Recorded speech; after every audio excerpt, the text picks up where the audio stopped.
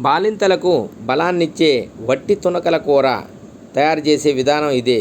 వట్టి తునకల కూర ప్రస్తుత తరానికి అంతగా పరిచయం లేదు, కానీ 35 నుండి 40 సంవత్సరాల వయసు పైబడిన ప్రతి ఒక్కరికి ఇది సుపరిచితమే. ఇంట్లో ఫంక్షన్లు ఉన్నప్పుడు మిగిలిన మాంసాన్ని ఉప్పు పసుపుతో చల్లి దారంతో దండలాగా కట్టి ఎండలో ఆరబెట్టేవారు. ఒక వారం తర్వాత అన్ని ముక్కలను తీసి నిల్వ చేసి టమాటాలు, దోసకాయలు, ఉల్లిపాయలతో వండుతారు. ఈ ఆహారాన్ని ముఖ్యంగా పాలిచ్చే తల్లులకు ఇచ్చేవారు. బోటీ కూర టేస్టీగా వండాలంటే ఇలా చేయండి. ప్రాసెస్ ఇదే. మటన్ ముక్కలు కిలో, ఉప్పు టేబుల్ స్పూను, పసుపు టీ స్పూను.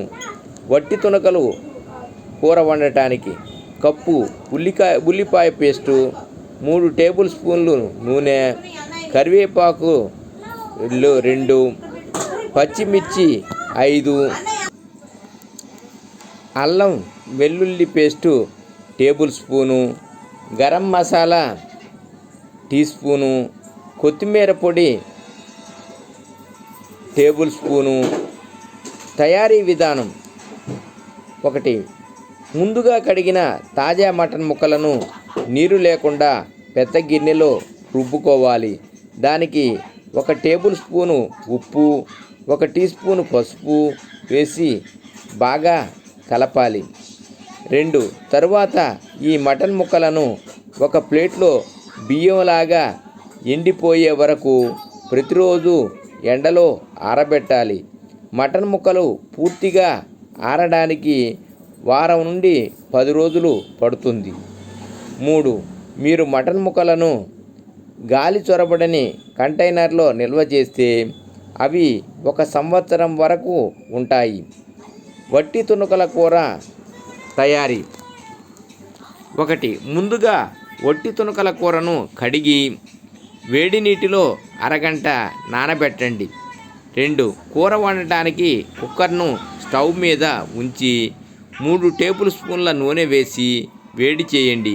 వేడి నూనెలో 1 కప్పు తరిగిన ఉల్లిపాయ, కరివేపాకు, పచ్చిమిర్చి ముక్కలు వేసి ఉల్లిపాయలు బంగారు గోధుమ రంగులోకి మారే వరకు వేయించాలి. తరువాత అల్లం వెల్లుల్లి పేస్ట్ వేసి వేయించాలి. తరువాత నానబెట్టిన మటన్ ముక్కలను వేసి 5 నిమిషాలు వేయించాలి. 4. తరువాత రుచికి ఉప్పు, కారం, పసుపు వేసి బాగా కలపాలి. తరువాత కూర ఉడికించడానికి తగినంత వేడి నీరు పోసి కుక్కర్ని మూతపెట్టి 8 విజిల్స్ వచ్చే వరకు ఉడికించాలి. 5. కుక్కర్ మూత తీసిన తర్వాత కూడా ముక్కలు ఉడకకపోతే వేడి నీరు పోసి మరో 3 విజిల్స్ వచ్చే వరకు కొంచెం ఉడికించాలి. 6. మటన్ పూర్తిగా ఉడికిన తర్వాత గరం మసాలా, కొత్తిమీర పొడి వేసి 5 నిమిషాలు ఉడికించాలి. వడ్డించే ముందు కొన్ని కొత్తిమీర చల్లుకోవాలి. అంతే, మీకు చాలా బలమైన వట్టి తునకల కూర. మీరు వట్టి తునకల కూర తయారు చేయటం ఇష్టపడితే దీన్ని ప్రయత్నించండి. సర్వే జనా సుఖినో భవంతు. ఓం నమః శివాయ. ఓం నమః శివాయ.